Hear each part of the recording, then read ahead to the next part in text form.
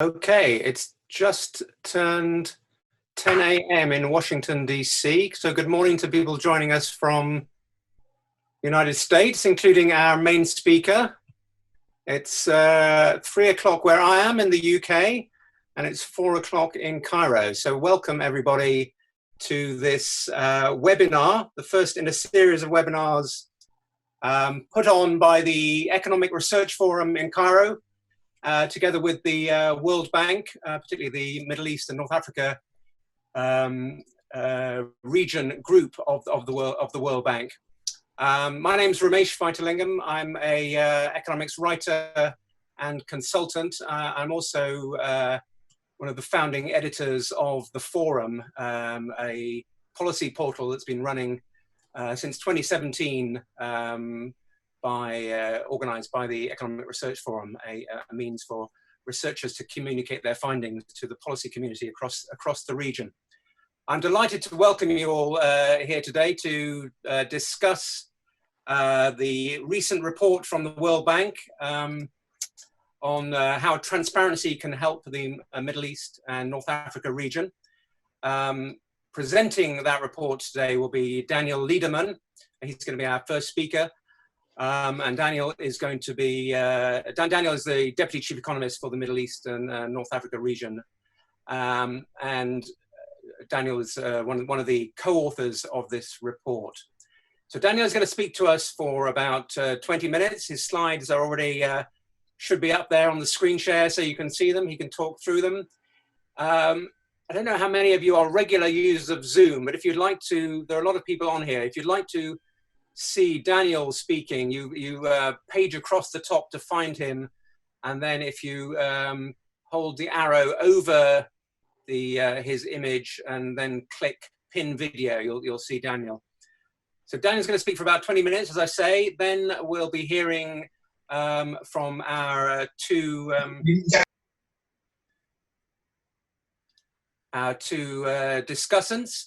Noha El-Mikawi, who's the director for the Middle East and North Africa for the Ford Foundation based in Cairo, and Mustafa Nabli, who's long been associated with the Economic Research Forum and has played many roles, but the World Bank and in government and Central Bank of Tunisia. And he actually was also the co-founder with me of the forum. And they'll both speak for about 10 minutes, and then we'll have some time for Q&A. You will all see to the right of your screen the facility for chat, into which you can put comments and questions at any time during the presentations, and hopefully we can come back to some of those questions during the discussion. I can either pick them up and put them to the speakers, or I can call on you to ask the question yourself or perhaps make a comment. If you could all keep your microphones on mute during the presentations, that would be extremely helpful, so that we can make sure that we hear from our speakers and aren't interrupted by any extraneous noises. So I think that's all I need to do by way of housekeeping. I'm going to hand over to Daniel, who I'm pleased to say has dressed up appropriately for the occasion, as if we were all meeting in real life. I put a jacket on, he's gone even further and taken a tie, which is an admirable start. Daniel, I'll hand over to you, and we look forward to your presentation. Thank you very much, Ramesh, Shireen, and everybody for giving us the opportunity to share with you some ideas that were raised in our recently published MENA economic update, which is a product of the Office of the Chief Economist, which Mustafa Nabli led stellarly for many years here in Washington. And it's an honor for Arezki, our current Chief Economist, and myself to follow in his footsteps.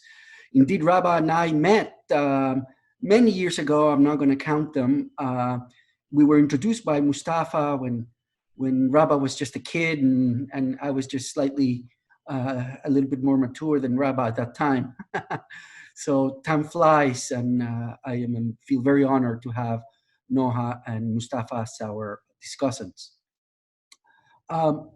So the presentation I'm going to share with everybody today is it elaborates a little bit deeper into a few ideas that were highlighted in the report.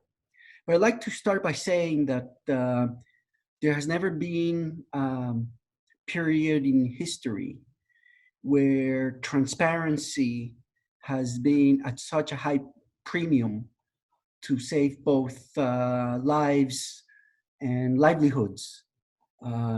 Transparency is, generally speaking, fundamental for building trust in public institutions. And trust is needed now more than ever to fight the pandemic, because we need societies to respond appropriately to public health policies. And that is difficult to do in a context where the initial conditions were such that MENA was already facing dual challenges of social unrest, lack of trust in the state on the one hand, and was suffering from a chronic low growth syndrome for at least the last 20 or so years. And the two things are related, and the link is transparency.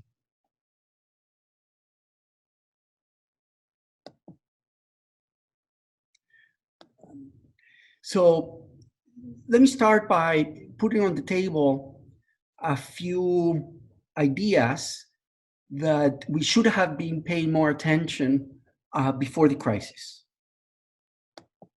The first one is IMF research published in 2018 had indicated that economic forecasters, both from the private sector as well as from multilateral institutions such as the World Bank and the IMF, routinely fail to predict both the timing of recessions and the magnitude and duration of such recessions. And that's even without pandemics.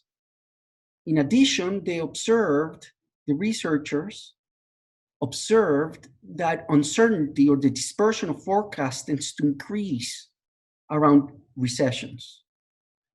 And so when things are going badly, it is more important than ever to be transparent in the way that the public sector communicates with the citizenry.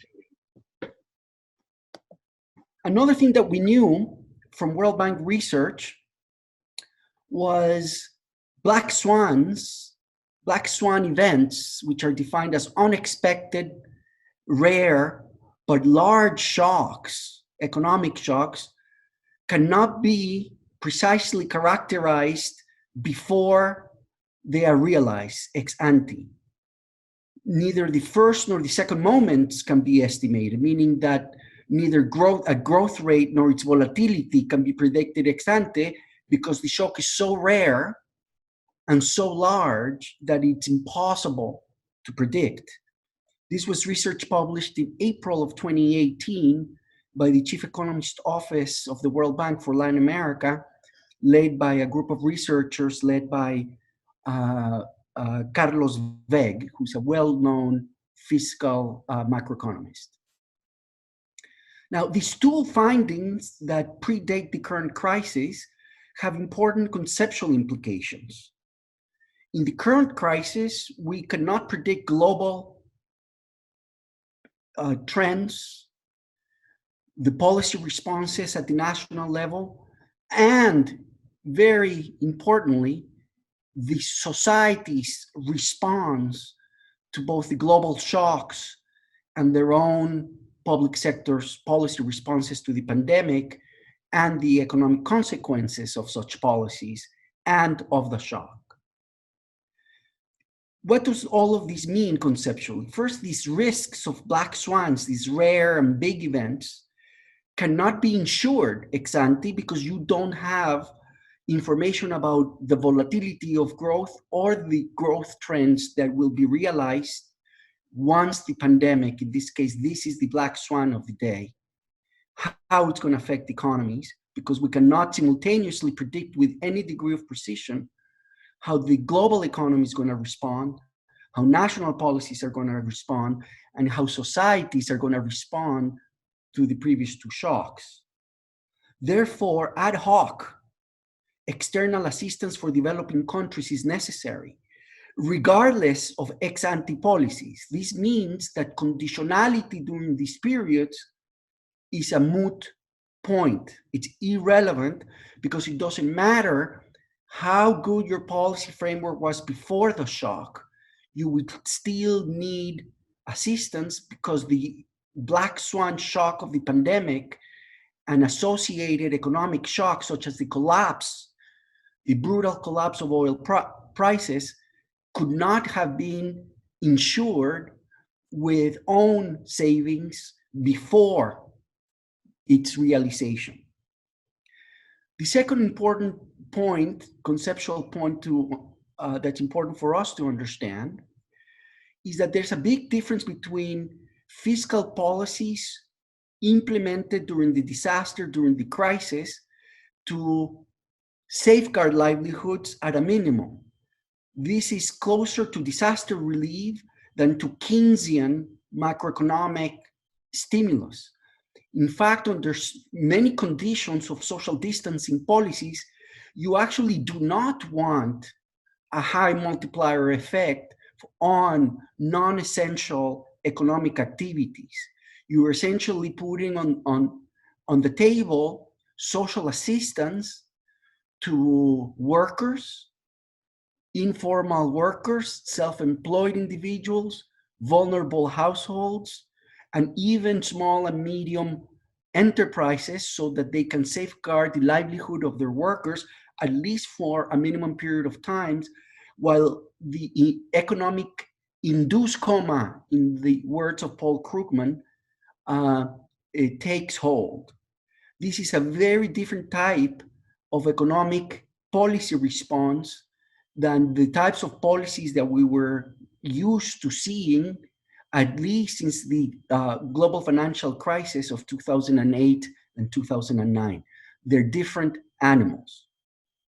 And disaster relief is also different than structural reforms. This is consistent with the previous point about soft conditionality or conditionality in the immediate aftermath of the pandemic and the dual shock of the collapse of oil prices and its relationship with structural reforms. However, because structural reforms take time to plan, time to discuss with society, so that they will have in the long run the desired effects, we are advocating for some sort of sequencing of policy responses to the black swan of the day, which is the dual shock of the pandemic that brought about, in a causal sense, the collapse of global oil prices. But we cannot, while we engage in disaster relief through social protection policies, we should start immediately thinking about what's going to be the policy framework in each country in the years ahead after the pandemic withers away. At the same time, consistent with our message of uncertainty that rules in the current crisis, we have to be prepared for prolonged lockdowns, leakages, and other policy errors.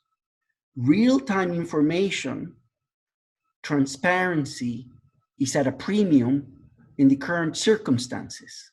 And unfortunately, we're starting from a set of pre-existing conditions where the region was already facing social unrest that was at least partly due to a perceived lack of transparency by the government. Next, I'd like to share with you a little graph that doesn't appear in the report, but I think it's instructive to put on the table some of the key macroeconomic ideas about the uncertain costs of the dual shock of the pandemic that brought about also the collapse of global oil prices. In this graph, we're showing the changes in estimated growth for 2019 and World Bank forecasts for 2020 and 2021 for 4 MENA countries. Egypt is the gray line, Lebanon is the yellow line in the bottom with the squares, Morocco is the reddish copper color line with the triangles, and Saudi Arabia has the X mark. So what are these things in the graph? They're the difference between the World Bank's April 1st forecasts and estimates for 2019 in terms of real GDP growth and what we had previously believed was going to be the realized growth for 2019 and the forecasted growth for 2020 and 2021. So these lines show the growth downgrades for most of these countries that changed our perceptions or expectations about economic performance in April relative to what we expected prior to the onset or the advent of this black swan crisis. You can see that the expected economic downgrade for Lebanon in terms of GDP growth was the most severe. But you can already tell that in April, we had looked back at 2019 and downgraded our estimated growth of 2019. That is because by the end of 2019, it was pretty clear that Lebanon was already facing severe macroeconomic and other economic pre-existing conditions that led us to downgrade its growth in 2019 and possibly on top of the crisis, the pandemic combined with the oil price collapse, to downgrade a portion of 2020 and 2021 forecasts. The line for Egypt is important to, in order to interpret it correctly, to remember that Egypt reports its macroeconomic statistics on a fiscal year basis. So part of the growth downgrade of about 2 percentage points of GDP in 2020 is only due to the downgrade of expected performance in the fiscal year that ends in June. That's why our economists also downgraded relatively severely their expected growth rate for the fiscal year 2021, which begins on June 1st. Okay, so it's based on this graph, it is not true that Egypt is expected, based on this proxy of the expected costs of this black swan crisis, to be lower than that of the average of MENA. Because if you sum the growth downgrade for Egypt on both of its fiscal years, 2020 and 2021, it adds up to over 4 percentage points of GDP of 2019. The average for the weighted average of the region is a downgrade of 3.7 percentage points. And this graph shows all of the MENA region. It's it's the forecast downgrade between April and October. So we're comparing growth expectations before the pandemic to growth expectations as of April 1st. Okay, 3.7% is our proxy for the estimated costs as a share of 2019 GDP for MENA. That adds up to over $110 billion. Now, the issue is that there's still great uncertainty around these estimates. And the reason we know this is because we did an exercise that's included in the book, in the report, but not and presented here in the graph on the right side of your screen. The blue line is the MENA-wide growth downgrade comparing our October forecasts for the region and our March 19 forecasts for the region. At that point, that proxy for the expected economic costs, macroeconomic costs of the crisis, were a mere 2.1 percentage points of the region-wide GDP of 2019. And you can see that barely 2 weeks later, as of April 1st, the World Bank's expected economic costs of this black swan crisis had doubled, almost doubled, to 3.7 percentage points. So in a matter of less than 2 weeks, our expected costs of the crisis almost doubled. And these adjustments to economic expectations as the crisis takes hold will remain fluid for the reasons that I mentioned earlier, that it is very difficult to predict with any degree of precision how global trends are going to react, how national trends are going to react, because it's very difficult to predict both the policy responses at the national level and, importantly, society's responses to the economic shocks and the public health interventions deployed by each government. And that's why transparency remains at a huge premium. We cannot wait to build societal trust. Transparency is worth it. Now, as an additional empirical exercise to highlight and illustrate the uncertainty that surrounds the forecasts of macroeconomic performance around these rare periods of crisis, we analyzed in the report, and we have continued to analyze in our own research, how private sector expectations remain fluid during the onset of the current black swan crisis. In this graph, we are comparing the growth downgrades for focus economics, which brings together dozens or tens of dozens of private sector's forecasters to give us their best guess about how an economy is going to perform in terms of real GDP growth during the year 2020. And here we're comparing their December forecasts to their March forecasts. Lebanon appears to be, as I mentioned earlier, with respect to World Bank forecasts, to be an outlier. Okay. However, what these graphs show is that with or without Lebanon, across MENA, the downgrades in expected growth are correlated with the standard deviation of that set of forecasts, meaning that the countries that whose growth forecasts were downgraded the most are the ones that had more uncertainty around that central trend. Excuse me.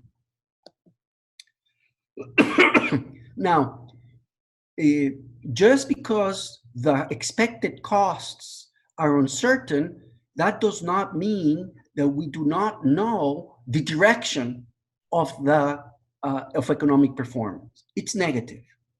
Moreover, just because we don't know with precision what the eventual realized economic costs will be, and here I'm not even including or talking about the costs of lives that are being lost and will be lost as the pandemic spreads around the world. So here we're talking pure economic costs without taking into account an economist's view of what those lost lives are worth. So here what we show are the partial correlations between health security index measured by the Health Security Institute at Johns Hopkins University in partnership with the Economist Intelligence Unit as of 2019. So it's an indicator of the preparedness of the public health systems in each country. And even in a very teeny sample of countries, we see that the partial correlation between the 2019 country level health security index is positively correlated with the growth downgrade, meaning that we know that the downgrades are negative, that the expectations are that growth is going to be lower in 2020, than what we expected prior to the onset of the Black Swan pandemic. So countries with better prepared health systems, such as the Emirates and Saudi Arabia, are expected to have lower aggregate costs. This is with respect to the April World Bank forecast relative to what we were expecting in October prior to the crisis. Interestingly, exposure to the oil shock measured by net exports of oil prior to the crisis, prior to the global collapse of oil prices, is uncorrelated with the expected macroeconomic costs. Importantly, as you can see, Lebanon is not an outlier in these graphs. The reason is because we're controlling for a third variable that captures pre-existing conditions and cyclical adjustments to the economic forecast, to the GDP growth forecasts. And that alone brings Lebanon in line with the average. My colleague, Rachel Fan, in her webinar presentation, will delve into more details about the methodology and the findings from this econometric analysis. So basically, in a time of uncertainty, we don't know how big the economic costs are going to be from a macroeconomic standpoint, but we know the direction, it's negative, and we know what its key correlate is, which is the ability, the preparedness of the health system to absorb the public health consequences of the pandemic. Now, the truth is, if we're honest, for all of us who have spent many years of our lives thinking about how to raise welfare of the citizenry of MENA for many years and decades, we must acknowledge that there was a pre-existing condition that we're calling MENA's chronic low growth syndrome. This graph shows in the red horizontal bars the median or typical or mediocre GDP per capita growth rate for countries during the 21st century that were of high income, upper middle income, or lower middle income countries. Those are the red horizontal bars. The blue diamonds are the GDP per capita growth rates averaged over a 22-year period into our forecast horizon using the October forecasts. As you can see, most of the blue diamonds, which represent the performance of MENA countries, are below this mediocre red bar. The only two exceptions in this graph are Djibouti and Morocco. And the growth rate in Morocco has been on a steady, gradual decline since 2011. Egypt, because of its surge in growth after the severe macroeconomic adjustment of 2015, 2016, shows us creeping towards the typical growth rate on average. But the truth is that the MENA as a whole has been suffering from a chronic low growth syndrome that dates back at least 20 years. In the book, in the report, we discuss a back of the envelope calculation that tells us that if all MENA countries had grown at the mediocre rate of what's typical in the rest of the world for their peer countries that belong to the same income groups, MENA as a whole today would be at least 20% richer than it is today on a GDP per capita basis, 20%. Now, it is possible that an underlying fundamental driver of the low growth syndrome of the region has to do with transparency. We estimate 5 different econometric growth models And we come up with a range of 7 to 14% in terms of GDP losses that were due to the following. In these two graphs, you can see where the various regions on average stood with respect to an index that we call the overall statistical capacity index, which in reality measures standards of reporting and access to both micro and macroeconomic indicators across countries. As of 2005, towards the beginning of that data set, MENA wasn't so bad. It performed better than East Asia and the Pacific and Sub-Saharan Africa. However, by 2018, MENA as a whole had become the worst performing region in this indicator of data transparency, and well below what's expected given its level of development in both cross sections for 2005 and for 2018 respectively. And so our estimate, and in fact, MENA is the only region who fell in absolute terms in terms of this data transparency index, which is publicly available in the website that I have in the screen for you. So the 7 to 14% loss of GDP per capita, that range comes from an estimate of what are the absolute losses in those econometric growth models of MENA's decline in data transparency between 2005 and 2018.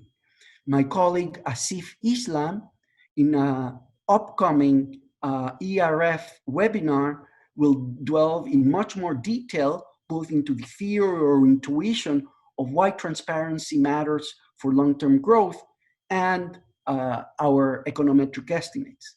It suffices to say today that transparency is key for building societal trust in the state, which is arguably related not only to better economic policies over time, because improvements in economic policy require a dynamic public discourse around the best ideas with the best data available to discuss what each society needs to improve its welfare. But it's not only because of that.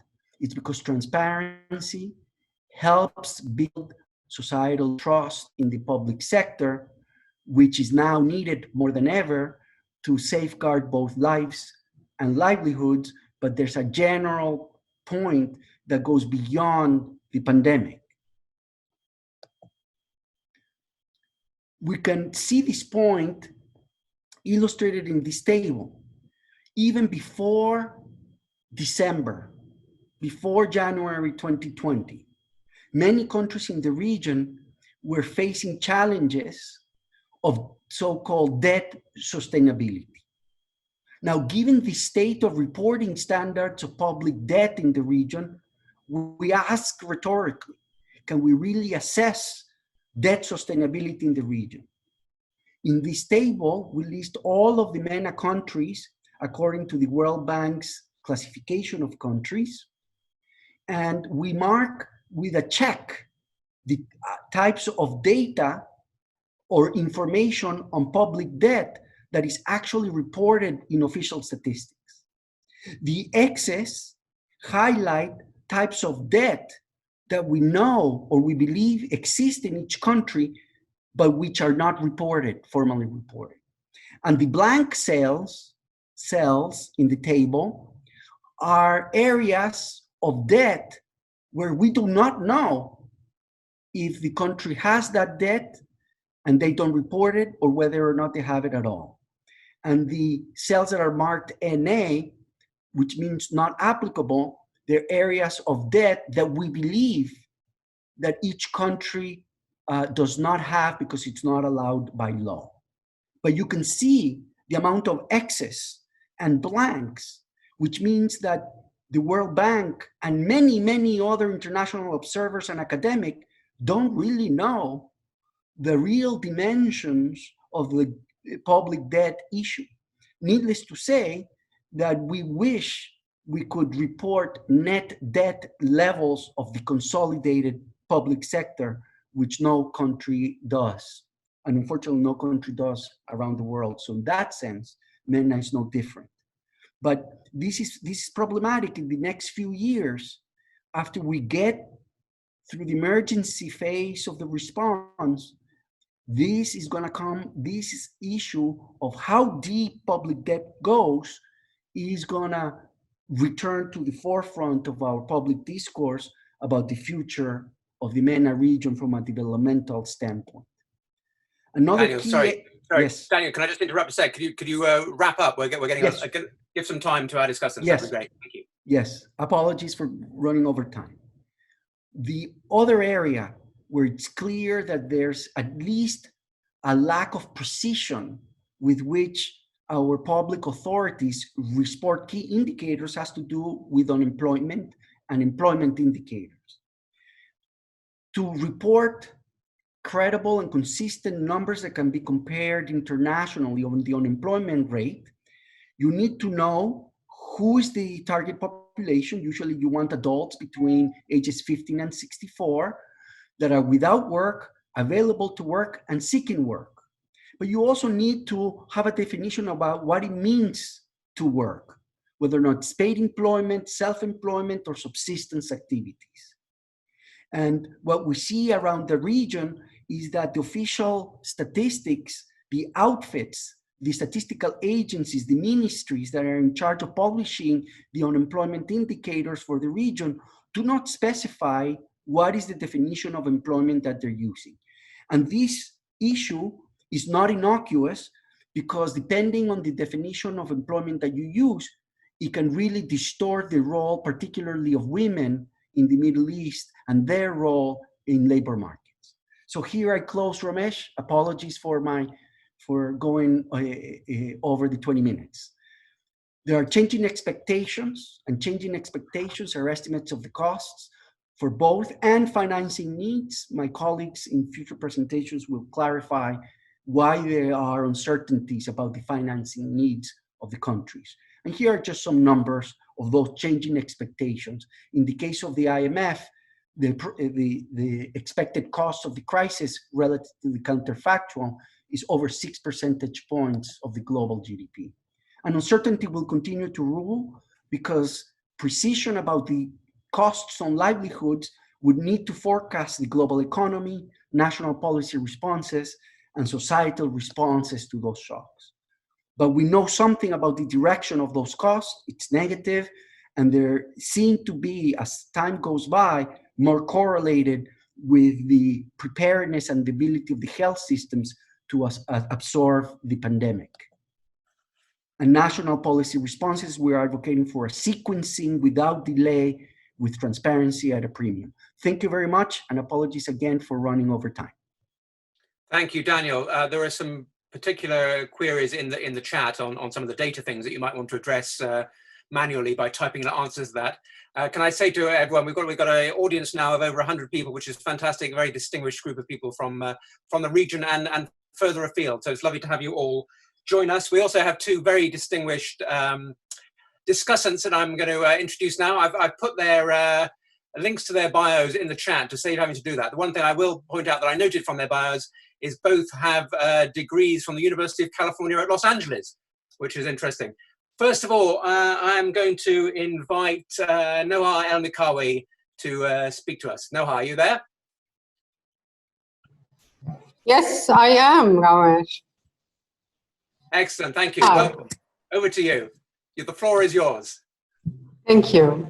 I'll try, if I possibly can, to stay below the 10 minutes to open the conversation more with others contributing. But let me start by saying that influential messages combine content, authorship, and timing. And this World Bank report on transparency is no exception. The report provides an important content in support of a cardinal principle of good governance, namely transparency. And it has very well indeed used three great examples to apply its message to transparency, namely public debt, informality, and participation of women in the labor force. The report's message is delivered by an important stakeholder in the sustainable development ecosystem, and that's the World Bank. And the report's message is delivered at a key moment that Daniel so well described, which is the COVID-19 pandemic. Published during the COVID-19 crisis, the potency of this report on transparency is really magnified. Lack of transparency in communication of data related to the virus weakened our preparedness and delayed global response to the pandemic. So it should be no-brainer to advocate for data transparency now. The timing of the report and its message are hugely important for yet another reason, though. COVID-19 has helped put some MENA structural failures into focus, and let me mention only two. One, deindustrialization in favor of service sectors that predominantly offer informal, seasonal, or part-time jobs with minimal to no social protection. And two, social contracts with obvious social mobility failures, be it in education, health, or wealth distribution. An important result of these compounded failures has been the precarity of work and livelihoods for millions of people in the MENA region. This precarity has been particularly borne by women. This has been revealed in a stark way by lockdown measures against the COVID-19 virus, measures that have proven highly adversarial to middle and lower class workers who lost jobs and had no public health services or social protection schemes to cushion the fall. Already recording millions of new unemployed due to the ensuing economic recession, the region has no unemployment benefits to soften the shock, leaving it up to governments that are already in dire economic squeeze, as you showed, to establish cash transfer programs that help some of the vulnerable segments of the population. Notice I said the relief programs will help some of the vulnerable because governments are restrained by limited fiscal space and also by the invisibility in data sets of those working in the informal sector in seasonal or part-time jobs. This invisibility makes it hard to design policies that include them. In this sense, labor force surveys are as important as firm and household surveys when it comes to measuring informality and putting those invisible groups on policy agendas. We are supporting ERF to do that kind of work, and we are supporting the ILO and the international network WeGo on labor market surveys, and the ILO is working with ESCWA on data harmonization. This report by the World Bank does something else of great potential. It emboldens voices that are trying to imagine a post-COVID-19 normal. These are the voices that are asking for systemic long-term change and are warning against going back to pre-COVID-19 practices. Voices such as that of Dr. Mahmoud Muhyiddin, the UN Special Envoy on Financing Sustainable Development, or the voice of Dame Minouche Shafi, Director of the London School of Economics and former member of the senior management team of the IMF. Both are calling for the revision of the social contract. That translates into concrete policies on universal health coverage, universal basic income, and such policies could be financed by progressive taxation, employers' responsibility towards the workers, and by an expanding number of investors with a triple bottom line approach, seeking high financial, social, and environmental returns. This new vision will require reliable and disaggregated data. It will also require an open societal dialogue, using free access to such data. At the end of my intervention with you today, allow me a final note on principles.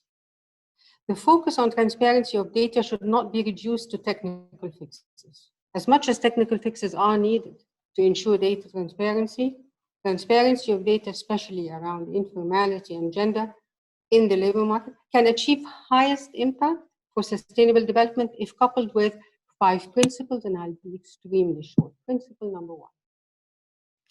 Policy should focus on combating inequality, not only poverty reduction. That should form the basis for a revision of social contracts. Principle number 2, transparency of evidence needs to serve societal dialogue on how to stop the impoverishment of the middle class and enhance social mobility for the poor through inclusive expenditure on health, education, and spatial equality. Informal and precarious workers will enormously benefit from such efforts. Principle number 3, in the context of recession, declining remittances, declining oil prices, closed borders, there will be a rush to seek higher returns on investments and quick wins. Key stakeholders such as the World Bank need to insist on a shift in values from highest financial rates of return only to also highest positive social impact for all stakeholders. Transparency of data on informality is highly relevant in the development of measurement tools for social impact. Fourth principle, singing the praise of civil society and government partnership on data collection and data use should take note of the fact that civil society contributes to evidence, knowledge, and learning, but also contributes to monitoring policy and blowing the whistle when cases of leakage or misallocation happen. All of those functions performed by civil society should be acknowledged and protected when building partnerships around data. And finally, the World Bank's emphasis on data for development and digitizing data for public access could have great and positive implications, but also harmful implications on privacy and surveillance. We need to be vigilant, expanding the application of digital opportunities without paying an unacceptable price in terms of liberties and accountable governance. I thank the World Bank for this report. Having the bank join this conversation on good governance, combating inequality, and transparency of data in open dialogue with society would be a very much welcome turn of events. Over to you, Ramesh. No, thank you so much for that. That was great. Mustafa, are you with us? Yes. The floor is yours. Excellent. Good to see you again. Yes. Thanks, Ramesh, and thanks to the ERF and the World Bank for this opportunity. And let me express my apologies for the participants. Will not be much discussion left, time for discussion, but I will try to remain within my time limits. I will make two comments, essentially two sets of comments. One on the issue of transparency and the importance of transparency, and the other one about the response to the coronavirus crisis. Let me start with the issue of transparency. I think I agree with the point that is made in the conclusion of the report, which says the following. Better data and transparency is needed in MENA countries to enable credible economic analysis and informed public discourses, which arguably lead to better policy making, enhanced social trust, and faster economic development in the longer run. I agree with that. However, I do not agree with the explicit or implicit message in the report, which is that the statistical capacity, statistical transparency is a critical factor to explain the weak growth outcomes of the region. Inside the text, it says the following: lack of a transparency is a strong candidate to explain the low growth syndrome of MENA. And I think I don't think they presented enough evidence to support that. Let me try to explain a little bit. There is first an issue of causality. It's not clear that they have dealt with the causality issue in the right way. In one of the charts that Daniel showed in his presentation, there is one which shows in 2005, the statistical capacity in MENA was better than East Asia. And then in 2018, it's the other way around. Now, by 2005, we all know that the performance of East Asia is much, much better than MENA by any standard. And though at that time, statistical capacity in MENA was better than, assessed better than in MENA. So there is a paradox here. It does not fit with the main message. it suggests to me that the causality runs the other way. It's better economic performance which causes better statistical capacity. And I think my belief is that the causality goes that way. In the econometric analysis that is undertaken, it's not clear at all to me that the regressions have taken care of the institutional variables that are relevant to explain growth, in particular state capacity, not statistical capacity, but state capacity as a whole, and not political institutions, which are a subset of institutional variables which are relevant for growth. So the overall result, which shows that the quantitative result that shows that between 2005 and 2018, growth would have been 7 to 14% better in MENA if statistical capacity was better is dubious to me, is not very credible, especially that this impact seems to be better than education, improvement in education, better than improvement in trade policy, better than improvement in financial policy, and so on. We don't have these orders of magnitude. So the empirical result is very dubious, is not very credible. Now, the other point related to that is that in chapters 2 and 3 about the transparency in the data, about current account balance, about fiscal policy, and about the labor markets and so on, there is nowhere that we find any evidence supported in the report which shows that there is a link between the issues that we notice in this analysis and transparency. There's no evidence at all. For instance, when the authors deal with current account sustainability, they find that 6 countries, the model that they use does not explain the level of current account balance. Algeria, Bahrain, Lebanon, Oman, Qatar, and Tunisia. But there's nothing common to these countries about transparency. One would expect that this lack of performance of the model will be due to lack of transparency, but it's not. There is no reason to say that transparency in Bahrain and Algeria and Tunisia are of the same order. There is no evidence at all. And one can make the same arguments about the fiscal sustainability as well as the labor market. So all in all, I think the report and the analysis does not support the idea that statistical transparency and better statistical capacity are really critical determinants of the long-term growth performance in MENA or in the short term as well. So that's my first point. My second point is about the health crisis, the coronavirus, and MENA. I think I have to give credit to the team to have attempted to deal with this topic in the last minute. It looks like this topic was added to the analysis of and that's a plus. I think that's a positive thing. Even though sometimes it looks like it's forced. I mean, the messages are forced one on the other, if you like, in terms of transparency and the crisis. But the main point made in the report, and most importantly made in the presentation by Daniel, is that there is a lot of uncertainty about the impact of the crisis on the economy. And they present their estimates by the end of the impact by the 1st of April. I think by now these estimates should be very, very different, and they are likely to be very different next week and next month and so on. So this point is well taken.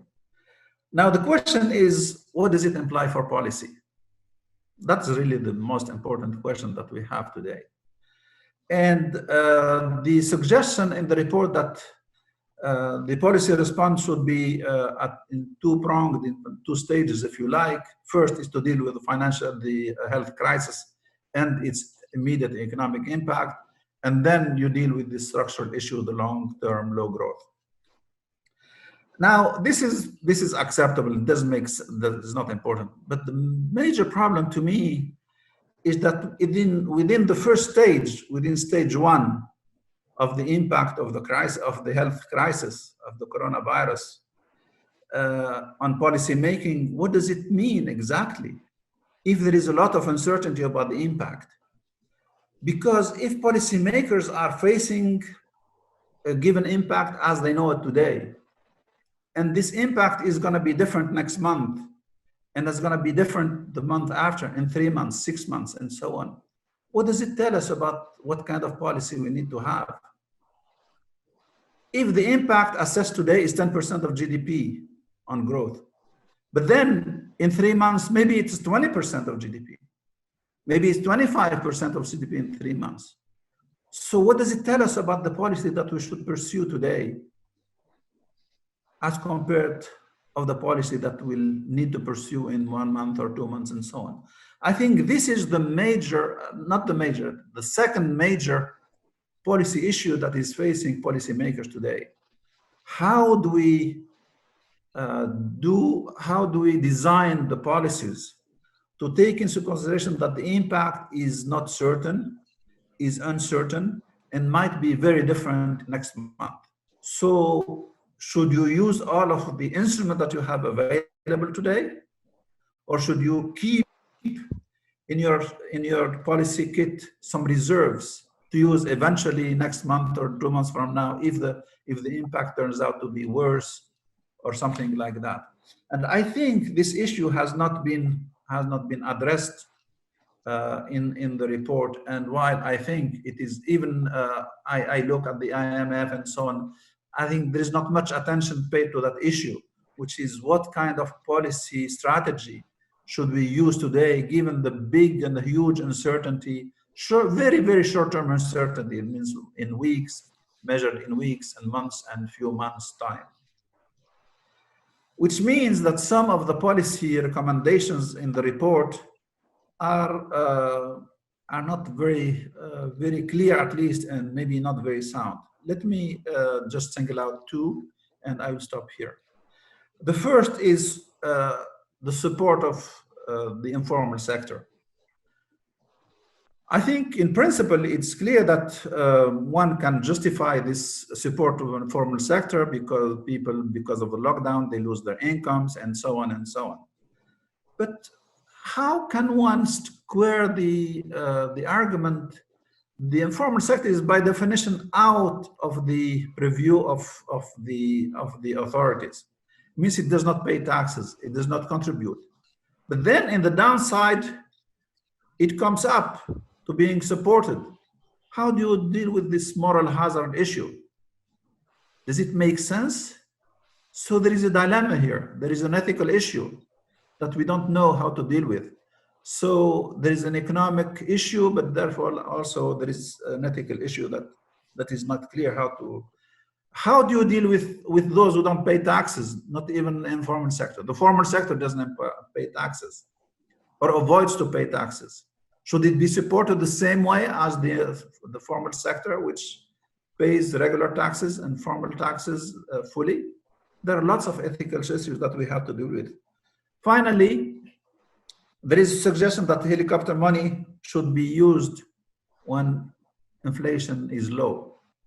Now, I would like to know which countries have low inflation.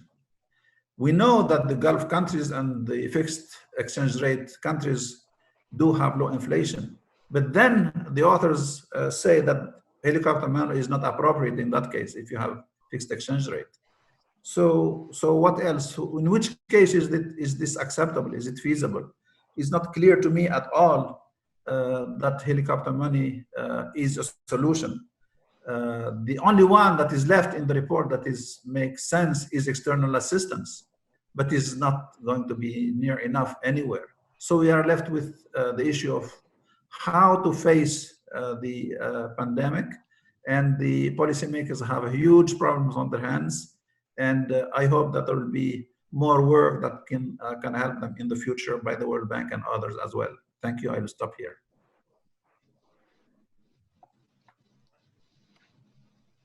Thank you very much, Mustafa, and thank you to our speaker and to our discussants. We're running a little bit late, but I think I'd like to give some time for people who are in the audience here to put some questions. Some of these questions are going in the chat. You could also, if you put up participants, you can find yourself there, and there's a function to raise your hand if you would like to ask a question. So please do so that way. There are some other questions coming in here. some very, very broad questions around the meaning of transparency, whether it's lack of transparency or manipulation of data, whether different kinds of regimes are more transparent than others. And another nice one, how can transparency save lives during this global health emergency? Am I seeing any hands going up for anyone who would like to put their question over the, no hands going up. Our speaker and discussants have answered all your concerns. Mustafa, you're gonna add something here. Yeah, I know this question about whether it's lack of transparency or manipulation. In fact, actually, it's very difficult to distinguish between the two in many times. There is clearly a difference between lack of data, means data that is available and not made accessible. That's lack of transparency, that's clear. But there is many cases, the fact that this data is not accessible, is not available, is manipulation itself. Because it's manipulating the information that is available to the public, if you like. And therefore, the distinction between the two is not so clear-cut, either analytically or practically in many ways. So I think all of them are issues of transparencies. And these are, of course, not issues that are only for the region. I see them in my own country of the UK, and of course, we all observe them daily in the United States. Let's see, Daniel, do you want to come back on some of the comments made by the discussants and in the chat? Yes, absolutely. Thank you so much. Thank you so much, Noha, Mustafa. Hard-hitting comments, which we welcome very much. That's the spirit of transparency, where we put our ideas with the best data that we could deploy, our best guess estimates for this phenomenon to quantify the costs. And it's perfectly fine if people disagree. The important thing is that we're having an important public debate about what is the right policy response. And I do not believe that the World Bank has all the optimal answers. In fact, it's possible that only through vigorous dynamic debate like we're having in this platform today, we will soon be able to converge on a few policies that are both acceptable socially and viable economically. And I don't claim that I or my team or my office has all the answers at this time, particularly because, as insinuated by Mustafa, of the fast-moving phenomena. However, I do believe that there's enough empirical evidence through the estimation of our growth models that transparency might be an important culprit behind the region's pre-existing condition of chronic low growth. In our models, in 2 or 3 of the 5 models, we actually take a stand of weak exogeneity, where today's transparency determines tomorrow's growth. So it would boggle the mind that there be reverse causality from future growth to transparency yesterday. Now, having said that, econometrically speaking, cross-country growth regressions are not magic bullets, but they provide interesting partial correlations after controlling for a plethora of governance indicators, including corruption, including votes and accountability, as well as structural features of the economy. So I am confident that as an appetizer to get the intellectual juices flowing, we put on the table sufficiently robust findings to at least provoke serious technical discussions about the links between transparency or lack thereof and long-term growth. Are they perfect? Absolutely not.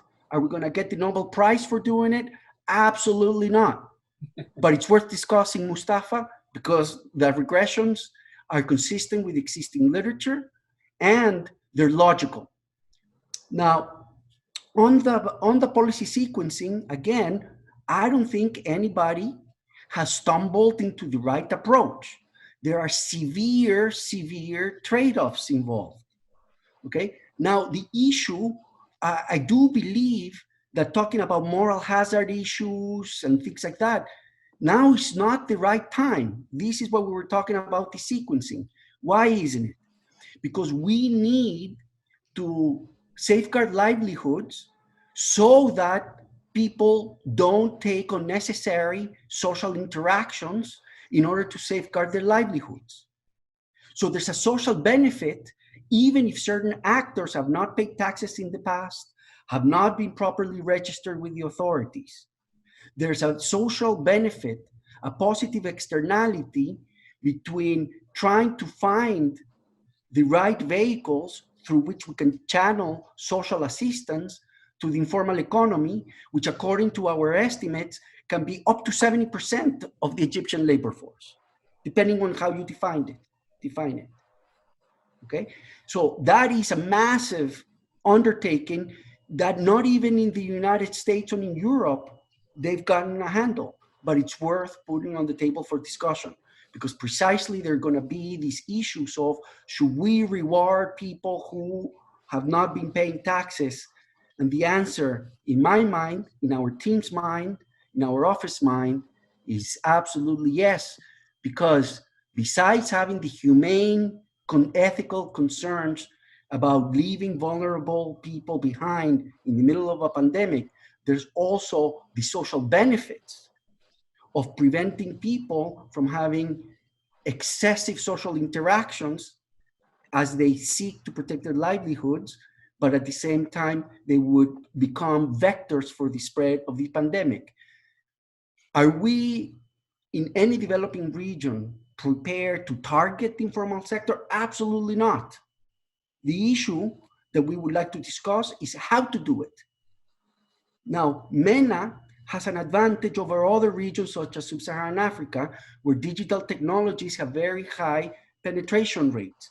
Is there something we could discuss about using mobile telephony as a conduit for establishing mobile money accounts through which we could channel assistance? That we should be working on right now at the governmental level, because in most of our countries, the mobile telephony systems and the banking system are dominated by important state-owned enterprises or private oligopolies. So I'll end there my responses to most of the hard-hitting questions coming from Mustafa, who again was one of our mentors, and we welcome such hard-hitting comments. Noha, thank you very much. Couldn't agree more about the issue of transparency of evidence and good governance, bringing about open dialogue. And that includes access to existing reliable information that's used on a routine basis by government to monitor the labor market performance. Absolutely. On inequality, there are two aspects of inequality of MENA that I've learned from my World Bank colleagues.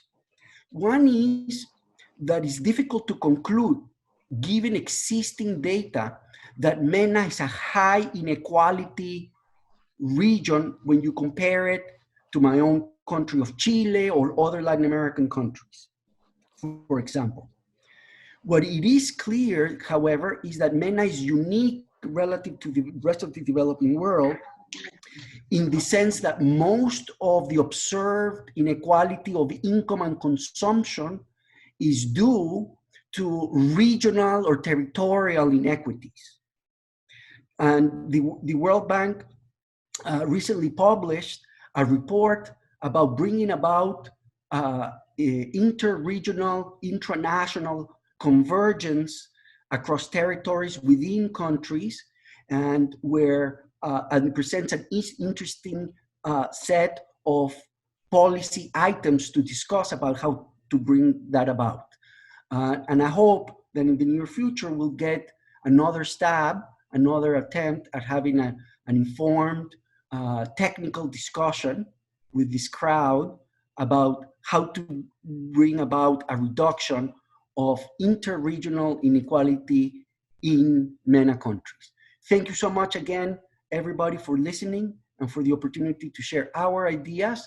And I hope that even if you disagree with most of them, that we've served an appetizer to enliven an important, urgent debate over the path ahead for the MENA region and its citizens. Thank you so much.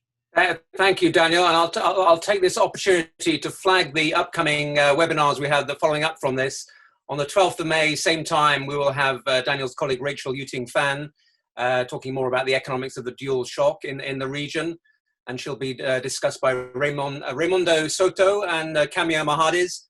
And then the following day on the 13th, Asif Islam will be talking about data transparency and long-term growth, discussed by Hadi Esfahani and Khalid Abu Ismail. And there are following seminars on the following week, and you'll be receiving details of all of those. Because someone has raised their hand, I'm just going to try out and see if we can get a question in from someone in the audience. Hamid Motadi, are you there, Hamid? And are you able to unmute yourself and make your remark or put your question? Yes. Hello, everyone can hear me? Yes. Okay, great. Yeah, on issue of transparency, it's actually quite an interesting topic. I kind of both agree and disagree with Mustafa and Daniel on the issue. So we have a couple of papers published with Michael Ross at UCLA, Department of Political Science, on this issue. So a couple of things. First, we know that oil producing countries have been tended to be less transparent than average. But we also know from another work that we've done that lack of transparency creates lack of compliance on the part of the citizenry. And we measure that by, for instance, tax situation where there's less tax compliance when governments are less transparent. So to that extent, I kind of agree with Mustafa that transparency in the sense of the conventional sense of thinking about, fiscal transparency and how accurate the numbers from the government can be and so on is going to be very, very, very difficult in the context of the COVID and and the uncertainties the macroeconomic uncertainties that it brings about. On the other hand, where I think transparency matters, especially in the COVID time, is what it brings about from the citizens, and that is the idea of citizen trust. We could see that by the example of Sweden in the context of the COVID. Sweden argues, Swedish head of the epidemiology has argued that the reason why Sweden has been relatively successful, given how much it has not followed the home shelter policy, is that there is a great deal of citizen trust in the government. So in the sense that transparency can bring about the much greater compliance on the part of citizens, I think this whole COVID idea is really relevant. But with respect to issues of transparency, as far as fiscal transparency and so on, I don't think that we're in a world that is sufficiently settled that we could talk about transparency, as Mustafa says, as being the predominant binding constraint. But if you think about how transparency can bring about citizen trust and greater compliance in terms of various kinds of things governments need from their citizens in this day and age, in this era of home shelter and distance communication and so on, then I think that transparency, being more transparent, has a role. And we could go no further than our own country in the US, where we can compare and contrast various governors, the degree that citizen trust is elicited in our local governance, various states, versus the federal government, where apparently there is a great deal of evidence that there is not as much trust in the federal government today as there is in state governments. So I think I'll stop my comment there, but I'm more than happy to hear what others will say about this. Thank you very much, Hamid. With that function works, where we're learning here. It's the first of a series, but it's been very good. I'll give Nohar and Mustafa a last chance to make a final remark if they'd like. Mustafa, would you like to say something first? Yes, thanks. I really don't. I mean, I take the point about from Danielle that as an introduction to the topic, I think this is fine. The point that I wanted to make about transparency is that is the specific issue of statistical capacity and transparency and its impact on long-term growth. That is the issue as I was taking issue with. It is not the issue of transparency in COVID, about the information about the disease, about COVID-19, and so on. That's a different matter, and clearly there is a lot to say about it. So so clearly there is some evidence. It is tentative, but it is not convincing to me. And clearly requires a lot more analysis, a lot more thinking. But in any case, it cannot help policy today. At this stage of the COVID-19 today, it does not help us, statistical capacity. For instance, today, is it so important? We all know that the number of cases of COVID-19 is wrong everywhere, in the US, in Europe, everywhere. We all know. Does this mean that all of the policies that we are pursuing today are wrong? Because the data on the people, the number of cases, as well as the number of dead people, the number of deaths is wrong. And you have seen the New York Times recently, a paper on that and so on, that the number of dead people because of the COVID-19 is probably twice, in many cases, as many as, and we have seen the number in the UK, how they changed from one day to the other. And we have seen in China and so on.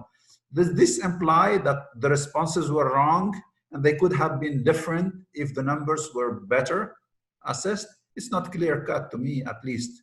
So transparency is great, is important and so on, but let's not take it more than what it can be helpful for in terms of policy. And thank you very much. And we'll see you next time. Nohar, do you want to say some final words? Thank you very much, Ramesh. Just two quick remarks. I find Mustafa's comment on the moral hazard of thinking about informal workers in relation to state responsibility at the time when they do not pay taxes to be a very interesting point. And what it will require is a long conversation. But it might require, Daniel, from the World Bank team in the coming series around this report is a clearer definition and understanding, or contributing to understanding about what informality means in the region and the precarity of that informality, which will come back to haunt governments whether we like it or not. And also within that context, the idea that informality is partly informality of enterprises and partly informality of individuals. And that a lot of formal entities in the MENA region and elsewhere in the world harbor a lot of informality within them. So the situation is a lot more complex than it is as someone might incorrectly understand Mustafa's comment as being, I don't pay taxes, I'm informal. It's a lot more complex than that. And of course, I am not implying that this is what Mustafa meant. But I think it's an interesting comment that comes back to you as a team to unpack informality a lot more in your coming projects. And by the same token, that's my final point now. The comment made in the chat room about what is transparency means that the World Bank team, as they unfold and launch this report further, should contribute to education around the definitions of transparency. There are very concrete steps countries can take to improve their status and their ranking on data transparency. That's very different from the war of narratives and misinformation conversation that we see clearly in front of us because of the COVID-19 and the US-China rivalry around it. This is a different story. Information, disinformation, misinformation is something, but transparency of data is another, and the bank can contribute to awareness about how to get there in a very clear, concrete set of action points. And then comes the whole issue of what is transparency good for, and is it what is the causal relationship between it and sustainable development? I think these are beautiful points for further conversation to educate the public about the roles and responsibilities, what they should expect and what governments should do and what society should do. Over to you. Thank you very much. And I think we should wrap it up there. We've run over time, but it's given a chance for everyone to contribute something. There's lots of stuff going on in the chat, which you can read. That will all be saved. This whole thing has been recorded and will be available on the ERF website. It just remains for me to say thank you. Thank you to Shireen Ghanem from ERF and Daniel's colleagues at the World Bank for organizing this webinar and the upcoming series. Thank you to Noah Mikawi and Mustafa Nabli for fantastic comments, and thank you to our speaker, Daniel Liederman. There is a facility on Zoom to show your applause in this way. So let's all do that. Thank you to all our speakers. Thank you to all our participants, and look forward to seeing you next week. Stay well, everybody. Take care.